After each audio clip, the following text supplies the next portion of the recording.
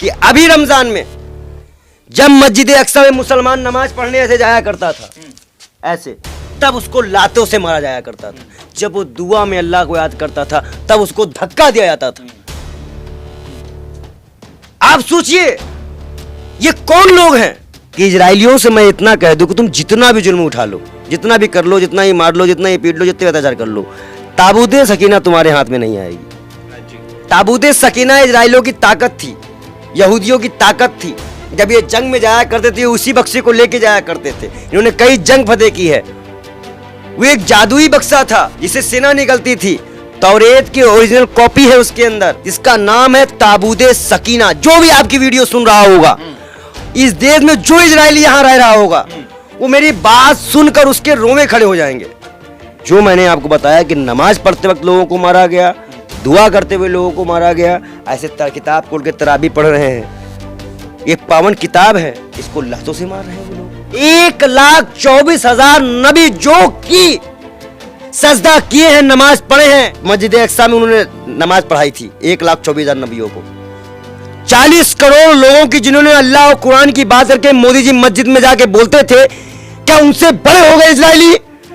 और सारी इस्लामिक कंट्रियां एक होकर इजराइल को मिटा दें, खत्म कर दें। समझ गए?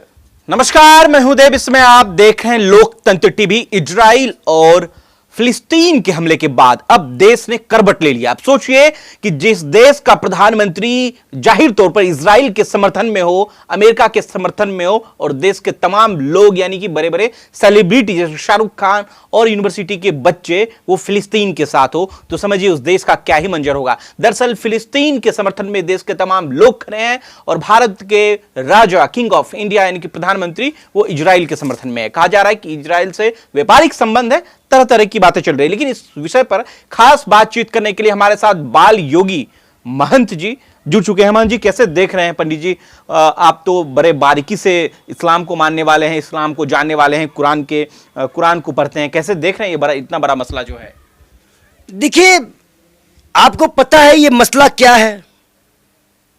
जैसे मान लो ये मेरे मंदिर है, मैं यहाँ पूजा कर रहा हूँ, तो अपने इस माइक से मेरे सर पे मारना शुरू कर दो, मुझे धक्का देना शुरू कर दो। सेम वही पैटर्न वहां पे। मैंने ये एक नहीं 1000 वीडियो आई है कि अभी रमजान में जब मस्जिद अक्सा में मुसलमान नमाज पढ़ने ऐसे जाया करता था, ऐसे, तब उसको लातों से मारा जाया करता था। जब वो दुआ में अल्लाह को याद करता था तब उसको धक्का दिया जाता था। आप सोचिए ये कौन लोग हैं? ये वो लोग हैं जिनको उन्होंने अपनी जमीन दी रहने को। यहूदी इजराइली यहूदी कौन? और ये याकूब के ही नाम से इनका वंशज है यहूदी। हाँ, और ये जिसको ढूंढना चाह रहे हैं, जो ये चाह रहे हैं फिलिस्तीन में, जो मांग रहे हैं, जो इनकी खोज है, वो इनको नहीं मिलेगा, जिसका नाम है ताबूत सकीना। जो भी आपकी वीडियो सुन रहा होगा, इस देश में जो इजरायली यहां रह रहा होगा, वो मेरी बात सुनकर उसके रोंवे खड़े हो जाएंगे कि इस पंडित को ताबूत सकीना के बारे में कैसे पता, क्योंकि मुसलमानों को भी इसके बारे में नहीं पता है। क्या है ताबूत सकीना? क्या है महाराज जी? ताबूत सकीना इजरायलियों की ताकत थी, यहूदियों की ताकत थी। जब ये जंग में जाया करते थे उसी बक्से को लेके जाया करते थे। इन्होंने कई जंग फतेह की है। वो एक जादुई बक्सा था जिसे सेना निकलती थी। तौरेत की ओरिजिनल कॉपी है उसके अंदर। कई नबियों के पहने हुए कुछ उनके चीजें हैं, उनके कपड़े हैं उनके अंदर। वो एक ताकतवर बक्सा है। और जो दीवालों में जाके रोते हो ना आप लोग, ये इजरायली रोते हैं। अच्छा। ये पक्के मकान इनके पहला पक्का मकान बनता ही नहीं था, ये कपड़े के मकान में रहते थे। ये इजरायलियों का इतिहास है। जितने भी इजरायली मेरी वीडियो सुन रहे होंगे, उनके रोंगटे खड़े हो जाएंगे कि हिंदुस्तान का एक पागल सा दिखने वाला बाल योगी महाराज मेरी पोल खोल दिया। ये लोग मतलबी होते हैं। ये लोग एक चीज मैं बताता हूं, इनका कॉन्फ्लिक्ट क्या है इस्लाम में। अल्लाह ने 4 किताबें आसमानी भेजी, तौरेत, अंजीर और एक और है, और कुरान, एक और किताब है। 4 किताबें भेजी। उन चारों में 3 किताब जो है वो एक ही उम्मत के लिए एक नबी के हाथ से भेजी। वो उसी उम्मत के लिए थी और उसी के लिए थी। लेकिन जो लास्ट पैगंबर हजरत मोहम्मद साहब आए, उनको जो कुरान मिली वो पूरे इस्लाम के लिए थी, पूरे उम्मत के लिए थी। 1,24,000 नबी जो की सजदा किए हैं, नमाज पढ़े हैं, हमारे नबी मोहम्मद साहब के मार्फत से मस्जिद अक्सा में उन्होंने नमाज पढ़ाई थी 1,24,000 नबियों को। ये इस फिलिस्तीनियों का मानना है। और यहूदियों का था, हिटलर ने भगाया कुत्तों की तरह, तुमने उनसे कब्जा करवा लिया। देश के प्रधानमंत्री को अगर विदेश नीति ये बात करनी चाहिए तो क्या वो हमको बताए कि जब वो 2017-18 में फिलिस्तीन इजराइल की यात्रा जब वो किए थे तो हाइपेनेशन थ्योरी जो उन्होंने दी थी कि ना हम इजराइल के भी साथ हैं और फिलिस्तीन के भी साथ हैं, जबकि हमारे देश में भी स्वतंत्रता सेनानी हम रह चुके हैं, हमारे लोग रह चुके हैं, हमने भी ब्रिटिश अंग्रेजों से अपने देश को आजाद कराया है। तो क्या अगर फिलिस्तीनी के हमबास जो कि वहां का गांजा पट्टी का वहां इलेक्शन भी जीतता है, पब्लिक सपोर्ट भी करती है उसको, चरमपंथी अगर वो करते हैं, तो क्या हमारे माओवादी और नक्सलवादी ऐसे नहीं है हमारे यहां पर? क्या हमारे यहाँ पे और भी लोग नहीं है जो अपने लिए अधिकार मांग रहे हैं, अपने लिए अलग मांग रहे हैं? फिर आप खालिस्तान को क्या कहोगे?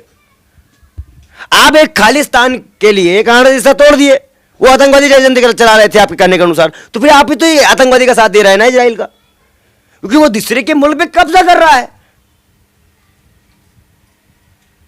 अमेरिका इसमें अपना बदला लेना चाह रहा है। अमेरिका चाह रहा है कि ईरान बोल दे और एक और मुसलमान कंट्री को हम तबाह बर्बाद कर दे, जैसे इराक को किए थे।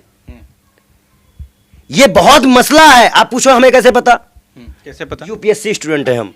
मोदी की तरह अनपढ़ अंगूठा टेक नहीं है, योगी जी की तरह घंटी नहीं बजाते, नहीं करते हम। इसलिए मैंने आपको जो रिपोर्ट दी उसमें इजराइलियों को भी शामिल किया। अब आते हैं इजराइलियों के एक इतिहास पे, और मैं आपको अच्छी बात बता दूं। ऐसे मान लीजिए हम सब हिंदू हैं, आपके कुल देवता अलग होंगे, हमारे कुल देवता अलग होंगे, किसी के अलग होंगे। क्या मैं अपने कुल देवता के पास जाऊंगा तो क्या आप हमें खड़े होकर वहां से लात मार के भगा देंगे? जबकि हमारे पूर्वज, हमारे धर्म का एक ही है, अल्लाह। जब फिलिस्तीनी मस्जिद अक्सा में जाते थे, आज उनको क्या किया गया? बताया आपको क्या किया गया? आज आपने बम ब्लास्ट कर दिया। इससे पहले आप मस्जिदों में हमला करते थे। तो मस्जिदों पे हमला करने वाले आप इस्लाम में कैसे मानने वाले हो सकते हो? जबकि इस्लाम कहता है, ये कुरान कहती है, ये कुरान कहती है कि एक इंसान का कत्ल पूरी इंसानियत का, इस्लाम का कत्ल है अगर कोई बेकसूर मारा जाए। आज आपके बम ब्लास्ट में आप लड़ाकुओं से नहीं लड़ रहे हो, हमास से नहीं लड़ रहे हो, आप आवाम से लड़ रहे हो। आप आवाम पे बम गोले चला रहे हो, आम लोगों को मार रहे हो, उसमें बच्चे तबाह हो रहे हैं, मर रहे हैं, पड़ रहे हैं। अब भारत ने कभी ऐसे युद्धों का समर्थन नहीं किया, लेकिन मोदी जी तो कर रहे हैं। इतिहास है इस देश के प्रधानमंत्री के लिए। हमारा देश उस वक्त से लेकर आज तक, याद करिए, जब हथियारों की ओर यूएसए और यूसीआर का चल रहा था, तब नॉन अलाइनमेंट मूवमेंट बनाकर हमने कहा था नाम यूएसए का साथ देंगे, नाम यूएसआर का साथ देंगे। हम तृतीय विश्व की मांग करके तृतीय विश्व युद्ध में हमारा संस्थापक देश रहा है, नेहरू जी संस्थापक रहे थे उसके। हमने कभी हिंसा का नहीं दिया था, निःशस्त्रीकरण का प्रचार किया था, निःशस्त्रीकरण का प्रचार किया था। और आज तक हमें, अगर पाकिस्तान के पास परमाणु ना होता तो हमें, और चाइना के पास परमाणु ना होता तो हमें भी परमाणु जमाने की कोई जरूरत नहीं थी। हम जियो और जीनो दे की भाषा में बात करते थे, लेकिन इस देश के प्रधानमंत्री ने काला इतिहास दिया। आज अगर वो मानते हैं तो क्या 40 करोड़ मुसलमान की आस्था इजरायलियों से बड़ी हो गई? 40 करोड़ लोगों की, जिन्होंने अल्लाह और कुरान की बात करके मोदी जी मस्जिद में जाके बोलते थे, क्या उनसे बड़े हो गए इजरायली? क्या नरेंद्र मोदी अल्लाह से बड़े मानते हैं इजराइल को? ये मेरे भी तो सवाल ही, मेरा नहीं, आम मुसलमान का सवाल है। कहा जा रहा है कि इजराइल पर मोदी जी पे सवाल करिए ना आप। मैं कह रहा हूं, अगर मोदी जी ने ये फैसला दिया है तो उन्होंने क्या सोच के दिया? पेगासस, देखिए, कहीं ना कहीं ये चुनावी तौर पे समर्थन है इजराइल का, राजनीतिक और विदेश नीति देख के नहीं है।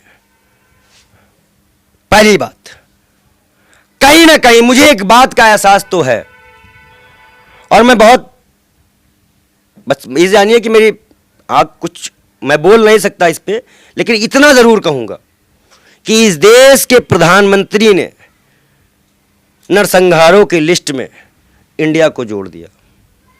आज से इंडिया भी नरसंहारक देश में आने लेकिन लगा। कांग्रेस पार्टी ने तो फिलिस्तीन का समर्थन किया। CWC की मीटिंग में जिस तरीके से बैठक में जो कांग्रेस क्रांतिकारी होते हैं, जिन्होंने देश आजाद किया है, जिनके पूर्वज इस देश में शहीद होते हैं ना, उनको पता है फिलिस्तीनियों का दर्द। आपको पता होना चाहिए। कांग्रेस ने इस देश को आज़ाद कराया। महात्मा गांधी, नेहरू, सरदार वल्लभ भाई पटेल, चंद्रशेखर आज़ाद, भगत सिंह। अगर उस वक्त हम स्वतंत्रता सेनानी थे तो क्या आज फिलिस्तीन स्वतंत्रता सेनानी नहीं है? क्या वो आतंकवादी है? क्या वो मैं अगर अपने राम मंदिर जाऊँ, मुझे वहाँ से भगाया जाए, या मान लीजिए मुसलमान आके वहाँ कब्जा कर ले और हिंदुओं को भगाना शुरू कर दे राम मंदिर से, तो क्या हम इस चीज़ को अपना विरोध नहीं करेंगे? वो भी तो स्वतंत्रता सेनानी भी कहलाएंगे। वो भी कहलाएंगे स्वतंत्रता सेनानी। लेकिन शाहरुख खान ने भी तो फिलिस्तीन का समर्थन किया है पंडित जी। देखिए, किया है, लेकिन मैं चाहता हूं कि सभी इस्लामिक कंट्रियां 10-15 लोगों को मिलाकर एक टीम बनाकर इंडिया से, फिलिस्तीन से, टर्की से वहां भेजे, और सारी इस्लामिक कंट्रियां एक होकर इजराइल को मिटा दें, खत्म कर दें। इजराइल को खत्म कर दें। अब इजराइल खत्म ही होने वाला है। अमेरिका है इजराइल के पीछे। और चाइना कहाँ जाएगा? रसिया कहाँ जाएगा? भारत भी तो है। अरे तो मैं क्या, तो फिर आप रसिया तो आप जान रहे हैं ना। रसिया और चाइना अगर मिल जाते हैं तो इंडिया और भारत कब तक टिक जाएंगे? बता दीजिए। कंपैरिजन देखिए ना आप। अमेरिका के बाद रसिया का ही तो नंबर आता है। रसिया भी कभी भी रसिया के सामने अमेरिका सामने आने की भूल करता है। आपको क्योटो युद्ध याद है कि नहीं याद है? आप लोग पढ़े ही नहीं होंगे, पता नहीं भाई। मैं कह रहा हूँ ना, आप लोग मोदी जी वाले हैं, छोड़िए, आपको नहीं जानकारी है।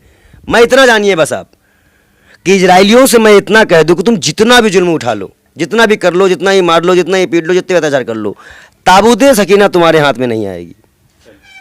क्योंकि फिलिस्तीन का मुसलमान अपने वतन, अपने धर्म के लिए इतना पक्का है। अगर वो आतंकवादी थे तो क्या राम भक्त और राम सेवक जो हमने कार्य सेवक किए थे, क्या हम भी आतंकवादी थे राम मंदिर में? तो आप फिलिस्तीन के समर्थक हैं? हाँ। जबकि आपका प्रधानमंत्री, इस देश का प्रधानमंत्री इजराइल के समर्थन में। आपको तो देश के साथ खड़े रहना चाहिए। देश के प्रधानमंत्री को विचार करना चाहिए, और उनकी जो इच्छा है और जो ताकत है, वो जो चलेगी वो मानवीय लोगों पे चलेगी, आध्यात्मिक लोगों पे नहीं चलेगी। मैं एक संत हूँ और मेरे ऊपर किसी का नहीं चलता, सिर्फ मेरे महाकाल के अलावा। तो मैं किसी का हुक्म नहीं मानता। देश के प्रधानमंत्री को फिर एक बार होना चाहिए कि क्या अपनी ही जमीन की मांग करना, अपने ही देश के लिए लड़ना, अपने ही लोगों को बचाना, और जो चीजें मैंने दी उसी को वापस लेना, क्या ये आतंकवाद है? और उन्हें आतंकवाद दिखेगा, क्योंकि उनको किसान आंदोलन भी आतंकवाद दिखा था। उनको मणिपुर जलता रह गया। मणिपुर भी तो आतंकवाद है। दिखा मणिपुर? बोला कोई? कितनी आग लगी वहां पे? बेटियों का रेप हुआ, उस पे नहीं बोलेंगे, उसका साथ दीजिए ना, जाइए वहां पे। तो कोई, अरे ट्वीट की बात कर रहे हैं आप? मैं कह रहा हूं देश की बेटियों के साथ जंतर मंतर में क्या हुआ। आप देखिए, इस देश का प्रधानमंत्री ऐसी भाषा बोल सकते हैं क्योंकि उन्होंने ऐसे कार्यक्रमों में साथ दिया है। फिर तो आप अल्लाह ताला से दुआ कर रहे हैं कि फिलिस्तीन किसी तरह मुकम्मल तरीके से जीतेगा। जहां मस्जिद का ऐलान है वहां जाएंगे, बहुत जल्द आपसे मुलाकात होगी। लेकिन जो मैंने आपको बताया कि नमाज पढ़ते वक्त लोगों को मारा गया, दुआ करते हुए लोगों को मारा गया, ऐसे किताब खोल के तराबी पढ़ रहे हैं, ये पावन किताब है, इसको लातों से मार रहे हैं वो लोग। जो पढ़ रहा है उसको भगा दे रहे हैं ये लोग। तो ये जुल्मी तो है। जुल्म कोई भी करेगा फिर कोई बर्दाश्त नहीं करेगा। जब बात मान सम्मान की आ जाती है, बात अपने ऊपर आ जाती है, बात अपने धर्म पे आ जाती है ना, तो बात चाहे राम की हो, चाहे रहीम की हो, चाहे अल्लाह की हो, चाहे किसी की हो, हम सब के लिए गर्दन कटवा देंगे। बहुत बहुत शुक्रिया। दरअसल अगर आप वीडियो सोशल मीडिया पे देख रहे हैं तो कमेंट कर अपनी प्रतिक्रिया जरूर दीजिएगा कि आप इस युद्ध में, यानी कि फिलिस्तीन और इजराइल के युद्ध में आप किनके समर्थन में हैं। शुक्रिया।